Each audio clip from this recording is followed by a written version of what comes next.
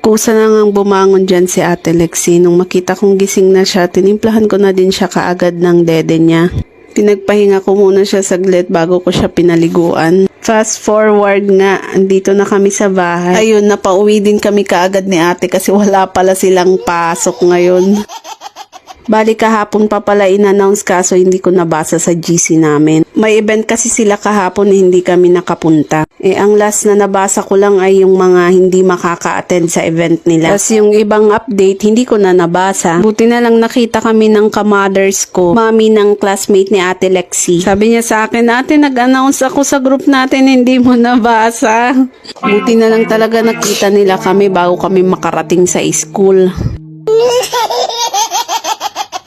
Pagdating namin tuloy ng bahay, ang sama ng tingin ni Ate Lexie.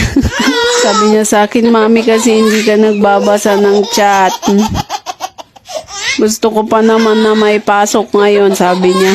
Gusto ko pa naman magsulat ng pangalan ko, mami, sabi niya sa akin. Sungbat kumot, kay di agsurat ka, luray no datoy kabalay. Nagado mga pambarnan ka, amok mga kaya naman lagay ayam diskwilaanan. Tapos ajay na ayaw mo lang ni ate kung agpa-share kami latan, rumar kami latan. So aji kano love kami kanon nga talon ko nana. O di ba nagmoody? So yun, lumabas muna kami saglit para makapaglaro din sila sa labas. Kasama yung mga pinsan nila.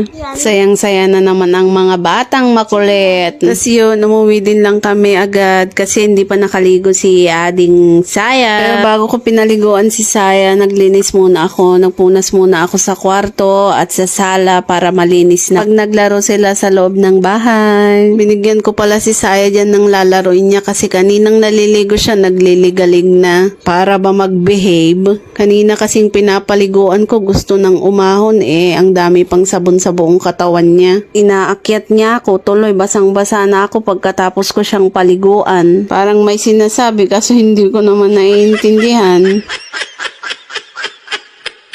Kaya pilit kong nililibang, sabi ko malapit na, magbuhos ka na lang para hindi puro sabon yung buong katawan mo. Ewan ko ba sa mga batang ito, pag minamadali mong maligo, gusto magbabad. Pag pinapaliguan mo naman ng maayos, gusto umahon na kaagad. Ay, ewan ko ba? Tapos yun, pagkatapos kong bingisan si Saya, pinasok ko siya sa kwarto. Kaso pagpasok namin, nagliligalig ulit, parang inaantok na ata siya. Bihis na din ako kagad para mapatulog ko si Saya. Yun lang po for today's video. Salamat po sa panonood. God bless po!